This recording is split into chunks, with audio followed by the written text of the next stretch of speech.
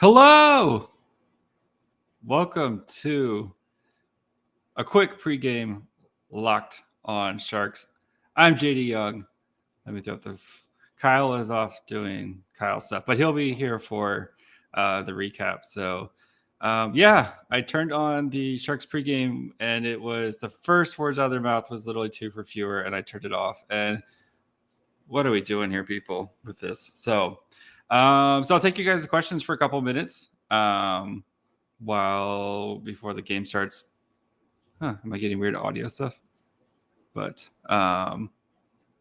if not, my dishwasher is also running in the background. Sorry, kids. I did not plan for this. So yeah, I mean this game we talked about in the preview where it's going to be a tough one for the Sharks just because of how good the Rangers are. But I think if the Sharks special teams can kind of get going tonight and they can just kind of hang in there on 5-on-5, that's where they're going to have a chance to try to win this game. So, but yeah, any questions, please drop them in the chats. Timo Meier making the All-Star, much deserved. I think Chelsea just tweeted that he's 1 point away from 40 points, which would be the fastest Shark to do so since Joe Thornton did it like 10 years ago. Very much deserved for Timo Meier. A little weird that Tomas Hertl's not the last man in. I think Logan Couture is the representative for the Sharks, especially with the way Hertl's been playing this year.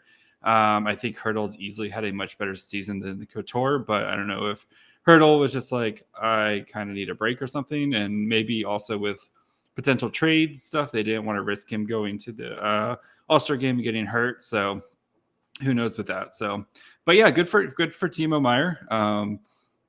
Much deserved. The dude's been on fire all year, and it's nice that he's getting the recognition that he deserves for the year that he's having. And it's if we can get all-star Timo Meier for the Timo Meier that we've hoped to get when the Sharks drafted him.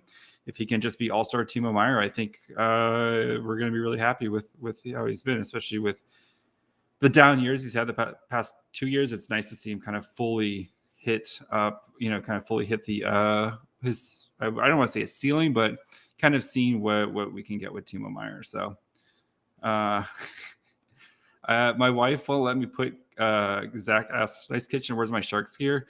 My Sharks gear is in my closet. We have a really nice kind of built-in closet, so I have a shelf in there with some of my Sharks stuff. But yeah, I do have my little Tomas Hertl bobblehead right here, the one where he's wearing his holiday suit. That does stay out year round, and that is about the only thing my wife will let me have out in the kitchen, just because she loves Tomas Hertl too. So that's my Sharks representation. So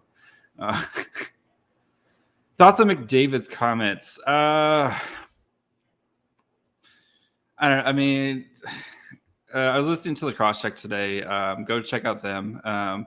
But yeah, the Locked On NHL Crosscheck podcast, they're twice a week and they're kind of more like broad issues and stuff. But yeah, it's frustrating with McDavid where it's like he had a chance to really kind of stand up, because like if McDavid was like, I don't want Kane on my team, guess what? Kane's not going to be on his team. But it's tough when guys like that where they have it. It's like you had a chance to actually say or do something and kind of meaningful, and you just gave the normal well, if he's going to help us win games, and that we've seen now with Kane where it's a pattern where coaches and GMs and stuff, they talk themselves into it. I mean, Doug Wilson did the exact same thing. Hey, you know what? He's going to help us win games. He comes in, he might help you win some games, but eventually Kane's going to do what Kane does and get run out of town. It's not like the Sharks are the first place where he has gotten run out of town. So, we saw this in Winnipeg. We saw this in Buffalo. After a while, no, I'm not going to do a live stream during the game. So I just wanted to, if you're joining late, the pregame show, I can't do it. I can't do it with the pregame show. But yeah, so, but back to McDavid, it's tough where like being the face of the franchise, where he could have said, you know what, like it's some things are more important. Like I don't think he's the right fit for our roster or something like that. And like that's it's just a tough look for McDavid, who I think is a really great hockey player and stuff. But this is this is not the first time where he's had a chance, I think, to kind of speak up about something, and he's just kind of done the normal hockey man thing. So Rudy tonight. Rudy. So yeah, I hope Rudy scores tonight, just so I can yell Rudy on the podcast. But any predictions for tonight? What do you guys? I think I had the Sharks losing a close one, if I remember correctly. We recorded on Tuesday night, so my brain's been mushed the past couple days. Well, let me hear some of you guys' predictions. So, like I said, I think I had 2-1. Kyle, I think had like 5-2. So, what do we got?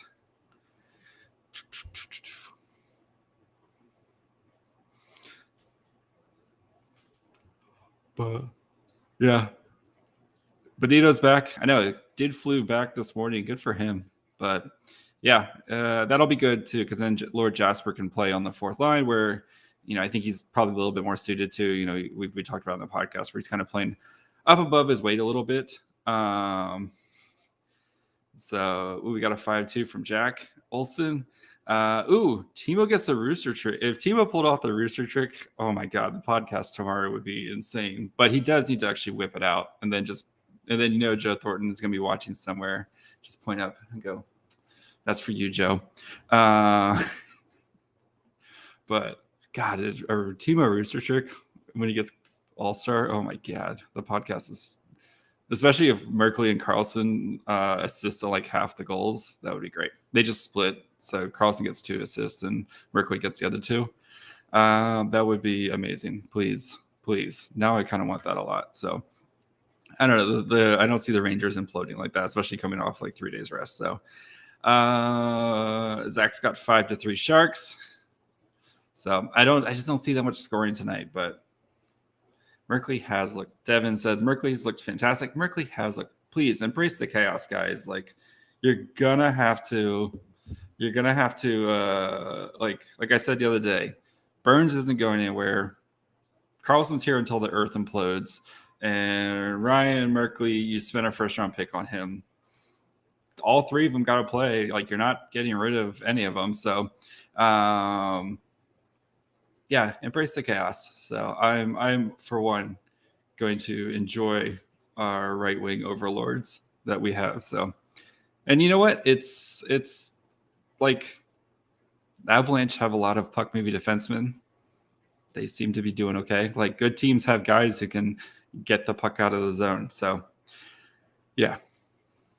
NHL needs to expand the All-Star game rosters. It's sad that a player like Hurdle can't make it because he's going up against Stone and Draisaitl, and they're only like 5-4 spots. Yeah, it's tough, especially with the Pacific Division, where it's like you're going to have, McDavid and Draisaitl are going to be locks for now until forever, and Mark Stone's well worth it, and so. But yeah, and it's like I said earlier, it's kind of weird that Hurdle's not like in the last man standing competition thing, that it's Couture, and Hurdle has easily been the much better player this year. But I don't know. It could also be Hurdle just like, dude, I need a break, which is fine too. I mean, I would try to enjoy the break too. And it's, I know going to Vegas is fun, but it's not like these guys can't go to Vegas basically whenever they want in the off season. So how are you doing tonight, lead character of the podcast? I'm doing good, man. I'm going to make sure Kyle knows about that. So, doing good. My youngest is already asleep, which is always a good night. And my oldest is upstairs drawing Minecraft figures. So, yeah, he's becoming quite the artist. So, it takes after his dad just a little bit. But score, we're watching Ottawa up 2-0 on Calgary. I don't know who to root for in that game. Yeah. Could they both just not win? Anyway. So a couple more minutes, and then I'm going to get the game started here. So, maybe we'll try to do these a little bit more often and stuff. Is Kyle going on too many dates as of late as he relinquished the right main character? My enthusiasm. What? Kyle got on too many dates. No, I mean Kyle's just Kyle's trying to enjoy stuff, so he'll be back more. Things should get back to schedule next week more. So we're really excited to have Scout. Scout is scheduled for Tuesday nights, so that'll come out on Wednesday. So yeah, really excited to have Scout back and kind of kick off draft season. So especially with the Sharks, where it could such a huge range of outcomes for them, and like they could be picking top 10 if the season goes bad. They could be picking in the middle. They could have 2 picks in the first round. So yeah, we're gonna try to really hammer home the draft coverage for you guys, because I mean I think our whole thing is let's find William Eklund a friend. So that's the goal, is let's find let's find William Eklund a friend. Where should I put my Content Boys sticker? I'm going to leave that up to the people. They can decide. Water bottles are good places. I have mine on my laptop, so that way everyone knows. But that's just me personally. I have mine on my laptop, so then that way everyone sees a nice 69 sticker. And then, not that anybody's asked me about it, but yeah.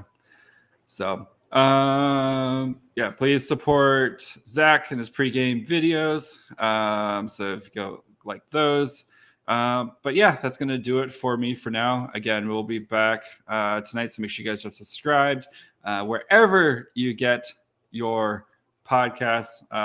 Follow us on Twitter, Facebook, Instagram. I think I'll be running the Twitter account tonight. And then make sure, and then also on YouTube, where we'll try to do some of these live videos every once in a while. So, and as we march towards 1,000 subscribers, so we've got to get that money. So make my wife jealous, as she currently brings in 95% of the money. So enjoy the Sharks game. I'll be on the Twitter, so make sure you guys are following along. I'll try to fire off the dumb memes, but you guys have a good night. Go Sharks.